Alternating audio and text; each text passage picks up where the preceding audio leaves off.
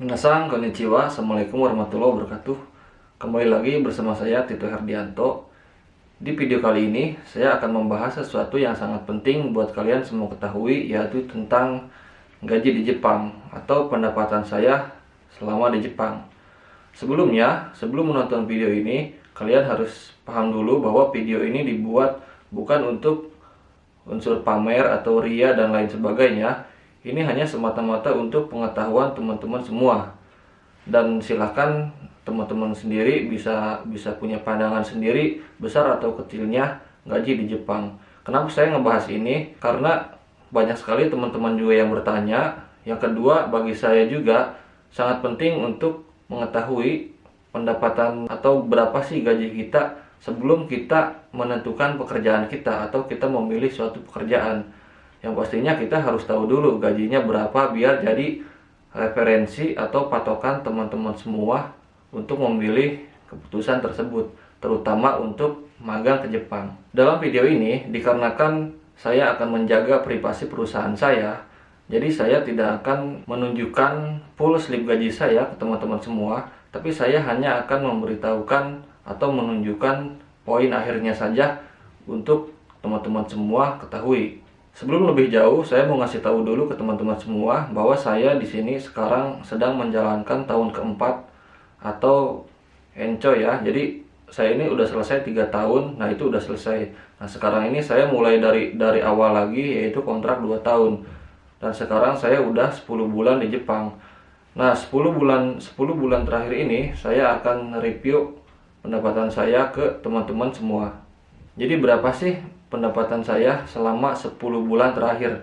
Saya nggak akan menyebutkan pendapatan saya per bulan berapa ya, karena gini, karena ada slip gaji saya yang emang gajinya banyak dan ada juga yang emang sedikit. Nah kita jadi nggak tahu ya, saya mau ngasih tahu yang sedikit itu juga kalau misalkan saya ngasih tahu yang paling sedikit karena ada yang besar juga gitu kan. Dan sebaliknya saya mau ngasih tahu nilai yang besar karena ada yang sedikit juga. Maka dari itu saya akan menghitung dari 10 bulan terakhir itu dan saya akan rata-ratakan per bulan sampai nemu di poin berapa. Jadi teman-teman harus paham sampai situ ya. Nah di sini saya udah nyiapin rekapan dari 10 bulan terakhir seperti ini. Nah ini dari cuplikan slip gaji saya, nanti akan saya tampilkan di sini. Di situ ada kolom pertama dan terakhir. Kita lihat saja kolom yang pertama dan terakhir. Yang pertama itu gaji kotor dan yang terakhir itu gaji bersih. Sekarang kita akan hitung dulu gaji kotornya. Jadi dari 10 bulan terakhir, gaji kotor saya ini adalah senilai segini. Atau senilai 1.955.215 yen. Jadi itu adalah gaji kotor saya selama 10 bulan atau 10 kali gajian. Kita kalikan dengan kurs 130 karena kursnya ini beda-beda ya, dari 130 sampai sekarang 140 sekian. Nah saya hitung dinilai di angka 130 dan hasilnya adalah segini. Jadi gaji kotor saya selama 10 bulan ini saya mendapatkan 254.177.950.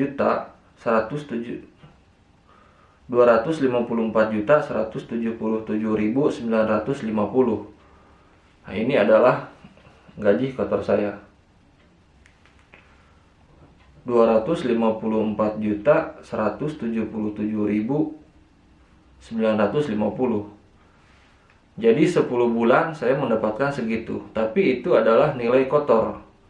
Nah nilai kotor ini kalau kita rata-ratakan per bulan kita dapat berapa ya? Kita bagi 10 aja ya. Nah jadi kalau kita hitung rata-rata per bulannya, kita mendapatkan senilai 25.400 sekian. Nah itu adalah nilai kotor yang akan kalian dapatkan selama di Jepang. Jadi nilai yen yang saya dapatkan rata-rata per bulan dalam 10 bulan terakhir, kotornya adalah senilai 195.521 yen, atau kalau misalkan dirupiahkan sekitar 25.400 sekian. Nah itu yang saya dapatkan setiap bulan, itu kotornya. Nah, dari nilai kotor itu atau dari 195.521 yen itu ada potongan-potongan. Itu banyak sekali potongannya ya, seperti asuransi, pajak, apato dan lain sebagainya. Nah, itu semua itu senilai kurang lebih sekitar 30.000 sampai 40.000. Saya nggak akan perlu jelaskan detailnya di sini karena nanti akan saya hitung nilai bersihnya juga. Jadi udah jelas ya, jadi nilai kotornya segitu.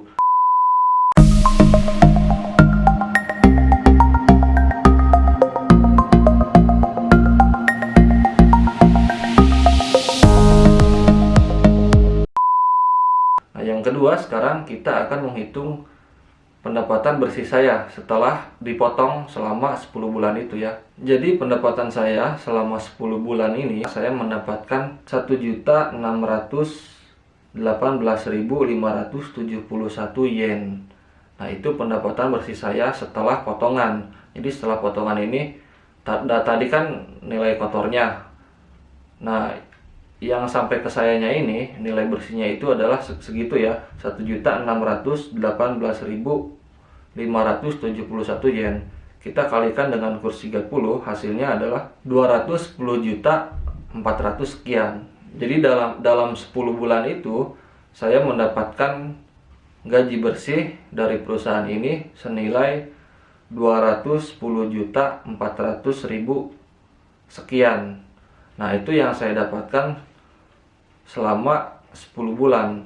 Nah, kita bagikan 10 ya. Kalau kita bagikan 10, rata-rata saya per bulan mendapatkan 161.800 sekian yen. Jadi kita bulatkan 161.800 yen. Nah, itu yang saya dapatkan setiap bulannya dalam rata-rata 10 bulan ya. Jadi 10 bulan itu per bulan saya rata-rata mendapatkan 161.800 yen, atau kalau misalkan rupiah itu senilai 21.400 sekian. Gimana nih, pusing gak ngitungnya? Saya juga pusing nih soalnya. Jadi begitu ya teman-teman. Nah, jadi tadi kan nilai kotor ya.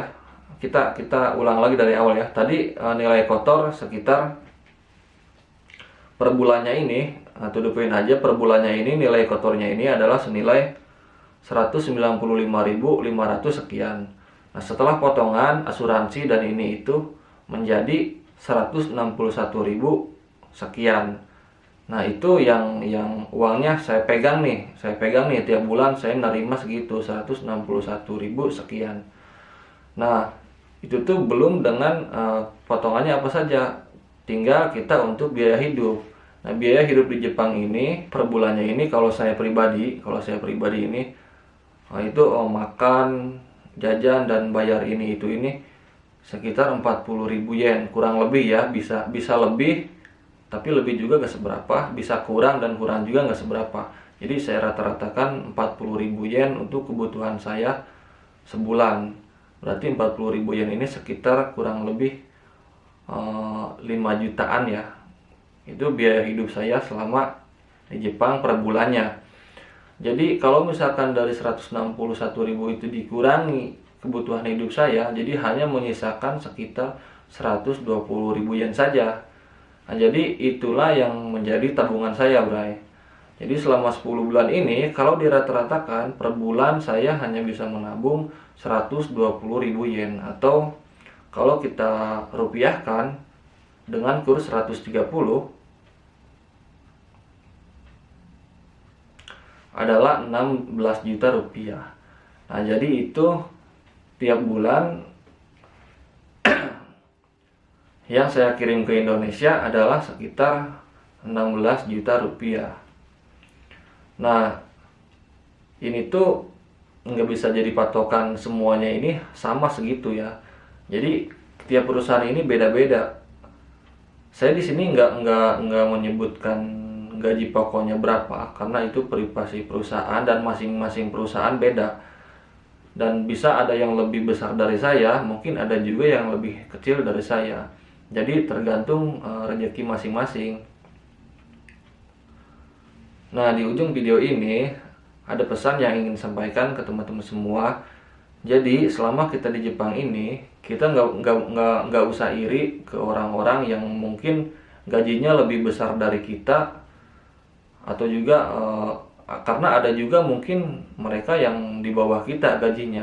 Jadi yang gajinya besar kita harus bersyukur, yang gajinya bisa dibilang kecil kita juga harus bersyukur. Karena kenapa? Karena bagi saya tabungan kita selama di Jepang ini, besar dan kecilnya kita bawa uang ke Indonesia, itu tuh nggak terlalu ngaruh ya. Mungkin pengaruhnya mungkin hanya sedikit saja, karena gini, segimanapun kita bawa uang ke Indonesia, itu hanya tergantung kita memanfaatkan semua itu. Ibaratnya kita bawa uang 200 juta nih pulang ke Indonesia, tapi kita nggak bisa manfaatkan uang itu, ya akhirnya kita lama nganggur menikmati uang itu di Indonesia pun uang itu akan habis gitu kan.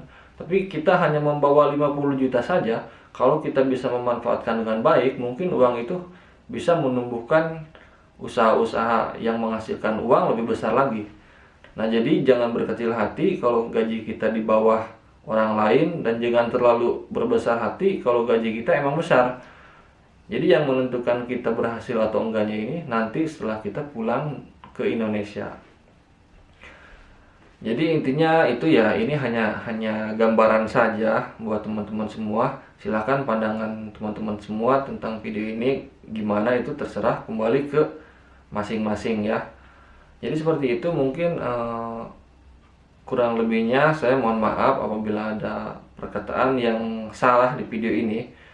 Jadi jangan salah persepsi teman-teman, sekali lagi ini hanya informasi.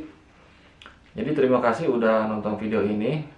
Jika kalian suka dengan video ini, silahkan klik tombol like-nya, dan jangan lupa subscribe, follow Instagram saya Tito Herdianto.